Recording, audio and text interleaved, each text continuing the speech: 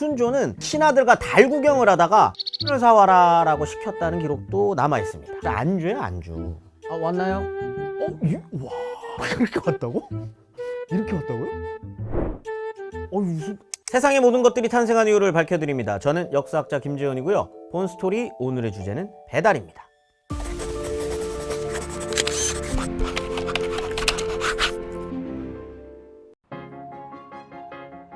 요즘 한국을 찾는 외국인들의 여행 스타일이 예전과는 조금 많이 달라졌다고 합니다. 프로필 사진 촬영으로 유명한 사진관에서 인생샷을 남긴다든지요, 한국식 교복을 대여해서 입고 이 놀이동산을 가기도 하고요, 또 한국인들이 일상에서 자주 먹는 배달 음식을 주문하는 경우가 늘고 있다고 합니다. 이 실제로 외국인들이 국내 여행을 즐길 때 애용한다는 한 플랫폼에서는 검색창에 배달이라는 키워드를 직접적으로 언급한 검색량이 작년 하반기에 비해 올해 165%나 증가하게 됐고요, 배달 건수도 175%나 늘어났다고 합니다. 이 한국인들의 독특한 문화처럼 여겨지는 바로 이 배달 서비스, 특히 먹음직스러운 모습 그대로 빠르게 주문자에게 전달해야 하는 음식들은요, 다른 어떤 물건들보다도 배달 난도가 상당히 높은 편입니다. 그런데도 한국은 이미 조선시대에 배달 음식이 존재했습니다. 1768년 영조 제위 시절에요, 황윤석이라고 하는 선비가 이 과거 시험을 본 다음 날에 친구들이랑 점심 무렵에 냉면을 시켜 먹었다는 기록이 있거든요. 또 조선 23대 왕이었었던 순조는 친아들과 달 구경을 하다가 냉면을 사와라 라고 시켰다는 기록도 남아 있습니다.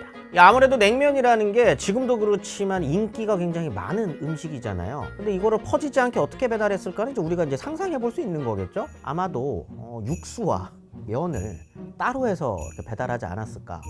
이때도 아마 그러지 않았을까요? 육수 따로, 면 따로.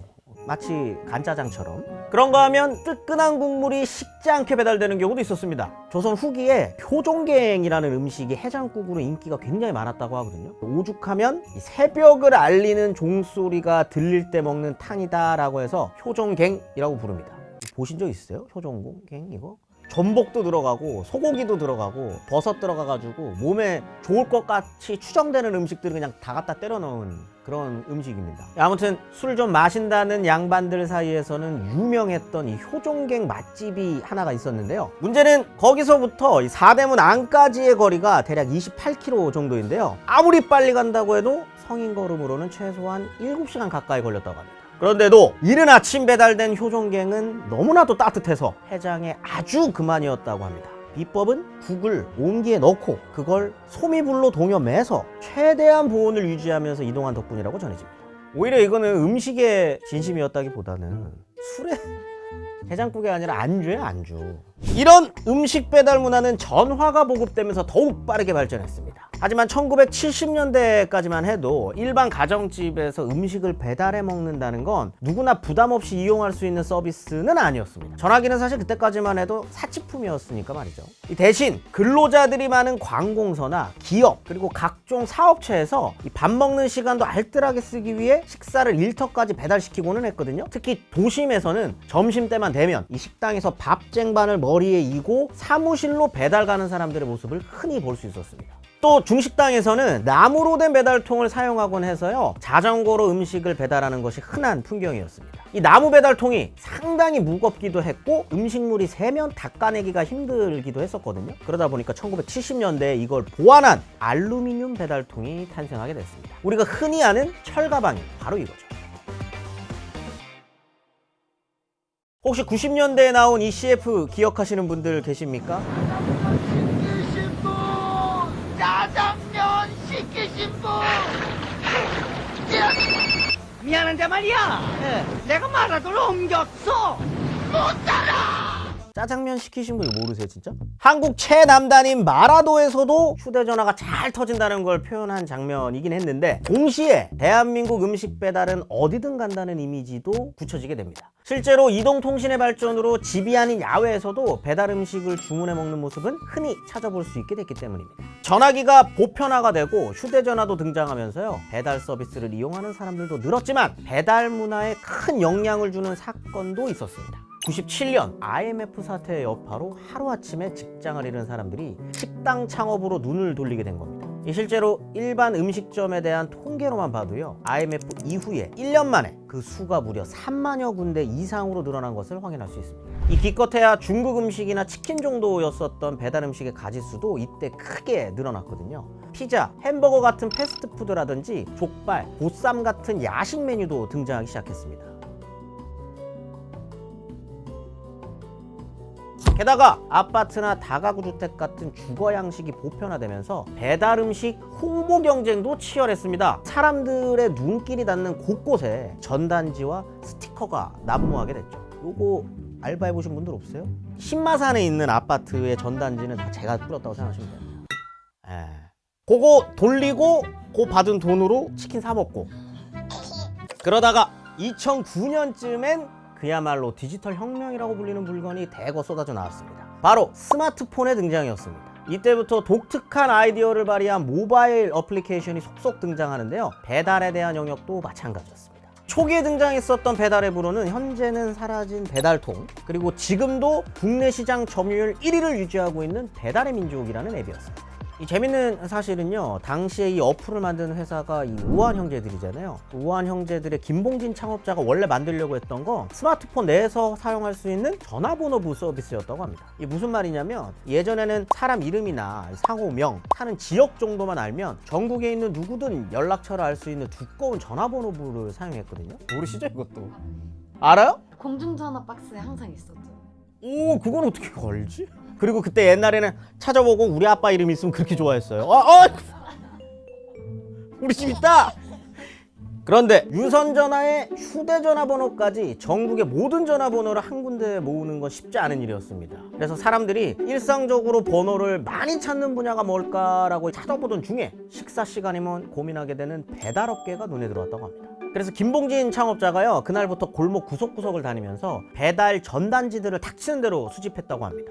그 덕분에 114보다 더 많은 13만 개의 배달업소 전화번호를 모을 수 있게 됐다고 전해집니다. 이런 배달앱이 탄생하게 되면서 소비자들은 식당에 전화 한 통 할 것 없이 터치 한 번이면 주문부터 결제까지 손쉽게 가능하고, 또 원하는 음식을 원하는 어디로든 배달받을 수 있게 됐습니다. 근데 이거 저만 그런가요? 전화로 배달하는 거 무서워하시는 분들 없어요? 그치, 그런 거 있죠? 저는 그래서 배달의 민족이 처음 나왔을 때부터 사실 광팬이었어요. 식당을 운영하는 사람들의 입장에서도 이 배달앱은 아주 효과적인 광고 수단이었습니다. 기존의 전단지를 통해서 광고나 홍보를 하는 것에 비해서요, 고객들이 직접 어떤 메뉴를 파는지 관심을 가질 수 있으니까 이 서로에게 훨씬 유용했던 겁니다. 이후에도 다양한 배달 어플리케이션이 등장하며 여러 마케팅을 펼쳤지만, 지금까지도 한국인들이 가장 많이 이용하는 배달앱은 배달의 민족입니다. 물론 코로나 팬데믹 이후 치솟은 물가나 배달료 이슈 등으로 배달 서비스 이용자가 전반적으로 줄어들면서 주춤하고 있긴 하지만요, 여전히 시장 점유율에서는 경쟁사들보다 우위를 차지하고 있습니다. 배달의 민족 하면 이 광고를 기억하시는 분들이 많을 겁니다. 우리가 어떤 민족입니까? 사실 이 어플리케이션 등장 이전에 배달의 민족이라는 표현은 단군왕검이 통치하던 나라를 지칭하는 말로 쓰인 적도 있었습니다. 그렇게 알고 계셨나요? 배달의 민족이라는? 단군은 교과서에 흔히 나오는 것처럼 고조선 하면은 어떤 나라입니까? 제종. 그렇죠! 오! 제정일치를 뜻하는 표현이에요. 단군. 하늘의 제사를 지내는 단, 군, 왕, 임금, 그 두 개가 합쳐진 제정이 일치된 그 단자를 잘못 해석한 거죠. 박달나무 단자라고 잘못 해석을 한 거예요. 근데 그거는 아니고, 원래 단은 방금 말씀드린 것처럼 제사를 지내는 제단할 때 그 단인 겁니다. 20세기 이후에 이게 잘못 이야기가 되면서 마치 단군 할 때 그 단이 배달의 어떤 그걸 뜻하는 것처럼 쓰여가지고 한 민족을 표현하는 하나의 고유 명사로서 배달의 민족이라고 쓰이게 됐었던 거죠. 그냥 그건 오해에서 이제 비롯된 거다. 하지만 지금은 뭐 배달의 민족 하면은 누가 단군을 떠올립니까? 어차피 그건 잘못된 표현이기 때문에 단군을 떠올리기보다는 요 배달을 떠올리는 게 더 자연스러울 수 있는 겁니다. 배달의 민족의 센스는 여기서 끝나지 않습니다. B급 감성을 살린 광고들을 계속적으로 만들어내고 이 소비자들의 이목을 끌면서 배달의 민족이라는 어플리케이션의 존재를 확실하게 각인시켜줬습니다. 이뿐만 아니라 어플리케이션이나 광고에 쓰인 개성 있는 폰트를 무료로 배포하면서 이 사용자들과 친밀감을 더욱 높이고 있는 추세입니다. 그보다도 중요한 건 배달의 민족이 2010년에 서비스를 시작하고 불과 몇 년 지나지 않아 한국인들의 실생활에 정말 많은 영향을 미쳤다는 건데요. 어디쯤 오고 있는지 실시간으로 확인할 수 있는 음식 배달은 물론이고요. 적은 양의 식료품을 사더라도 부담 없이 즉시 배달해주는 배민 비마트. 전국 각지 별미라고 소문난 음식이나 특산품도 문 앞까지 보내주는 배민 전국별미. 게다가 자율주행으로 주문자에게 물건을 배달하는 로봇도 운영하고 있습니다. 최근에는 이런 식품과 관련된 배달을 넘어서요, 일상생활에서 필요한 다양한 상품들도 배달받을 수 있게 됐습니다. 이게 기존의 온라인 쇼핑과는 어떤 차이가 있는지 궁금해하실 분들도 있을 것 같아서요, 여러분들을 대신해 배달의 민족에 직접 연락을 해보겠습니다. 네, 여보세요? 네, 안녕하십니까. 배민이시죠? 네, 맞아요. 아유, 그럼 치킨 3마리 간단하게 자기소개 먼저 해주시겠습니까? 네, 안녕하세요. 저는 벨미스토어 사업 제휴팀에서 근무하고 있는 박철환입니다. 박철민님이라고 불러드리면 될까요? 그러면? 박철환입니다. 죄송합니다. 제가 질문을 몇 개 좀 간단하게 드려도 되겠습니까? 네네, 그럼요. 네네. 배민스토어가 어떤 서비스인지 좀 말씀을 해주시면 좋을 것 같아요. 벨미스토어는 다양한 상품을 주문 즉시 당일 배달해주는 배달 커머스 서비스로 보시면 될 것 같습니다. 배달 커머스라고 지금 표현하셨는데 그게 구체적으로 어떤 의미라고 받아들이면 될 것 같습니까? 주문 이후 즉시 받으시는 커머스라는 뜻으로 이해하시면 될 것 같은데요. 네. 쉽게 얘기하면 배민이 하는 빠른 배달 쇼핑 서비스죠. 서로 다른 브랜드에서 출시되는 다양한 상품들인 것 같은데 바로바로 배달될 수 있는 어떤 그런 특별한 이유가 있을까요? 예를 들어 A라는 브랜드가 강남역에 오프라인 매장을 운영 중이라면 저희는 배미스토어에 해당 지점을 등록하여 주문이 들어가도록 하는 거죠. 그럼 매장에서 주문이 들어온 상품을 이제 포장을 해서 라이더분에게 전달만 해드리면 되는 거고요. 현재 운영 중인 브랜드들의 오프라인 지점을 직접 활용을 하기 때문에 다양한 상품들을 만나볼 수 있습니다. 혹시 그 주문하면은 배달받는 데까지 걸리는 시간을 보통 얼마로 예상을 하시나요? 평균적으로 주문 후 30분 정도 오! 시간이 소요되고 있습니다. 그냥 아무거나 그냥 눌러서 갖다 주세요 하면은 30분이면 온다고요? 저희 잽니다. 저희는 지금 바로 잴 수가 있어요. 네, 저희가 데이터로 나오고 있기 때문에 이건 거짓말이 아닙니다. 오늘 인터뷰 해주셔가지고 너무 감사드립니다. 네, 감사합니다. 문 앞으로 배달되는 일상의 행복, 배달의 민족을 운영하는 우아한 형제들의 비전이라고 하는데요. 사실 배달이라는 건 단순히 어떤 물건을 가져다가 전달하는 행위에 불과합니다. 하지만 정말 필요로 하는 것이 문 앞에 도착했을 때 우리는 물건의 값어치보다 더 큰 행복을 느낄 수 있다는 의미겠죠. 앞으로 우리가 살아갈 대한민국의 배달 문화는 어떻게 발전해 나갈 수 있을까요? 배달 문화에 대한 여러분의 생각도 댓글로 많이 알려주시면 좋겠습니다. 그럼 저는 다음 주에 또 다른 탄생의 이야기로 찾아뵙겠습니다. 맹고 좋아하십니까? 애플 맹고 좋아하세요? 됐습니다. 배달이 시작됐습니다. 배달이 시작됐어요 지금. 아까 그 누구셨죠? 박종찬 씨였나요? 박철환입니다. 왔나요?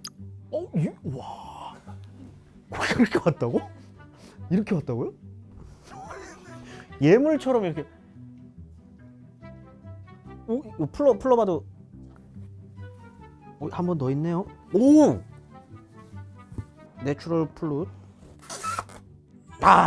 이 어디 거죠? 맹고가 보니까 이 어디 건지는 안 나오는데 동남아 쪽이겠죠. 예.